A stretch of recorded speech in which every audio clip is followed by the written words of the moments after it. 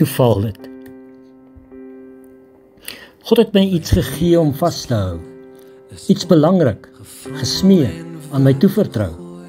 Dit het my niks gekos, 'n geskenk in my hart ingebors as liefdeblyk dat ek heel kan lyk. Hy het my bewaker gemaak van 'n belangrike saak. Vir my was dit iets speels wat ek kon geniet, soos 'n hart se lied, deels in woord en klank geniet.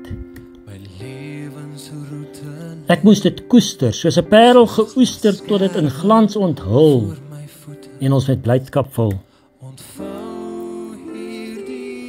Die speelsheid het my in wese verbly, verskaf in my hart genot vir die onverwagse lot vir my uitgemeet deur goed en leed. Ek het dit sagkens hanteer, 'n broosheid so fyn en teer, soms bewend dit beskou terwyl ek dit verwonderd vashou. Ek het iets kosbaar gehad, maar is ondagtig verlaat, in my hart verloor, hoe dit my bekoor.